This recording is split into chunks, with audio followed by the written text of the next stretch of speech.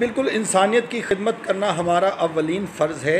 SKHF foundation Pakistan की जानिब से 150 के करीब ब्लड डोनर्स को गर्मी के मौसम में पूल पार्टी दी गई और इस पूल पार्टी में खाने का वसी इंतज़ाम किया गया। मैं आपको यहाँ पे ये भी बताऊँ कि सैयद ज़ैदी शाह ने यह भी कहा है कि पूल पार्टी का मकसद सिर्फ़ और सिर्फ ब्लड डोनर्स की हौसला अफजाई करना है और ये ऐसा बेहतरीन तरीका है कि जिससे ब्लड डोनर्स बड़े खुश होते हैं और उनके खून में भी गर्दिश का जोश ज़्यादा बढ़ता है। अगर बात की जाए ब्लड डोनर्स के हवाले से, इस तरह की पार्टियों का मकसद है कि ब्लड डोनर्स में हौसला अफजाई हो और वो खुश हो के खुश असलूबी से आवाम की इंसानियत की खिदमत करें, क्योंकि ऐसे फंक्शन जब किए जाते हैं तो ब्लड डोनर्स का हौसला बुलंद होता है, क्योंकि ये वो ब्लड डोनर्स नौजवान हैं जो दिन रात इंसानियत की खिदमत के लिए कोशा हैं। जी।